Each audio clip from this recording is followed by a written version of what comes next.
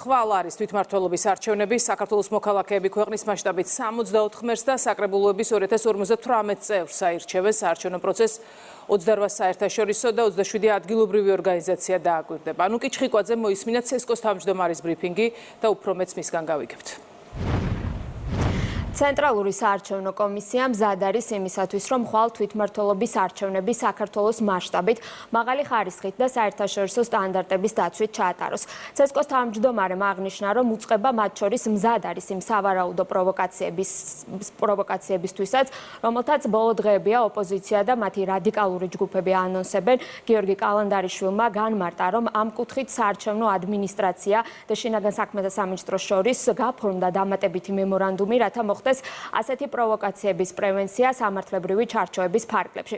ისევე როგორც შარშან წელსაც თვითმმართველობის არჩევნებზე ფარულობა იქნება მაქსიმალურად დარწმული, თუმცა იმისთვის, რომ კონკრეტულ ჯგუფებს ამ მხრივ სპეკულაციებისთვის სივრცე აღარ დარჩეთ, ცესკომ მიიღო ცვლილება, რომლის მიხედვითაც ხმის მთვლელ აპარატზე განთავსებული იქნება დამატებითი ქაღალდის სპეციალური საფარი, რაც ზევიდან დაიცავს მოქალაქეების ფარულობას, მაშინ თუ ისინი სწორად ვერ მოათავსებენ ჩარჩო ფორმაში ბიულეტენს ან მარკერის გამოჟონვის შემთხვევაში, რისი ალბათობაც ისედაც მინიმალურია.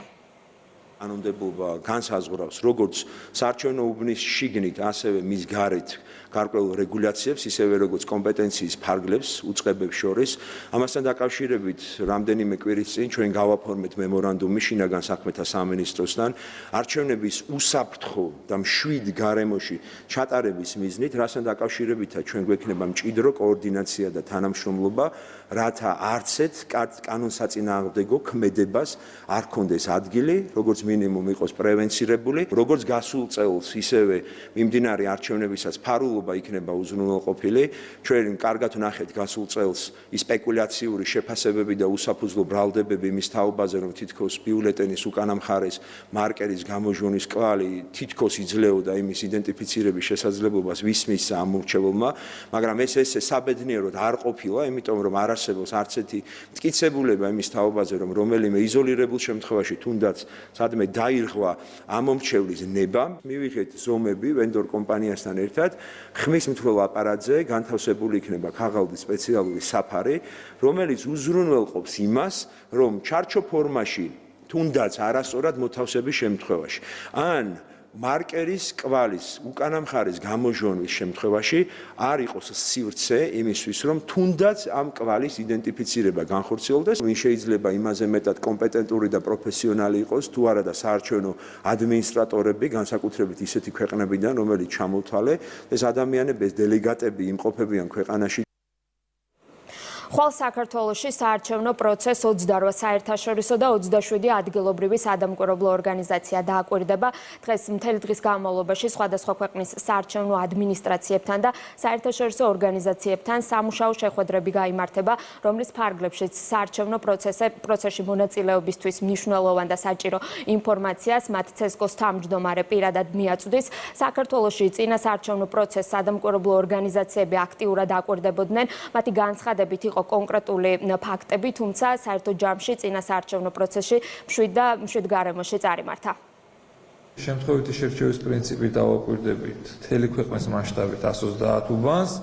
რაც შეეხება წინა საარჩევნო პერიოდს, აღნიშნულ პერიოდსაც დავაკვირდით, შესაბამისი დასკვნაც მომზადდა, გამოვლინდა რიგი დარღვევები, ხა იყო დარღვევები სააგიტაციო მასალის, ესე ვთქვათ, დაზიანება, გადაფარვა, იყო დაპირისპირება თბილისის მერის კანდიდატის საარჩევნო შტაბთან და ასევე იყო ლელო ძლიერი საქართველოს მერობის კანდიდატის მიმართ ასე ვთქვათ კვერცხის სროლის მცდელობა. მთლიანად რომ შევაჯამოთ ეს წინა საარჩევნო პერიოდი მიმდინარეობს 7 წყნარ გარემოში მეტნაკლებად. ორგანიზაცია საქართველოს მოხალისეთა გაერთიანება საქართველოს მასშტაბით დააკვირდება 100 დამკვირვებლით, შესაბამისად დააკვირდებით 100 უბანს, მათ შორის არის თბილისი, გორი, რუსთავი და სხვა დიდი ქალაქები. ყოველწლიურად ჩვენ ვაქვეყნებთ როგორც შუალედურის დასკვნით საბოლოო ანგარიშს, წელს უკვე გამოქვეყნებული გვაქვს შუალედური ანგარიში, დასკვნითი ანგარიში გამოქვეყნდება 4 ოქტომბრის შემდეგ.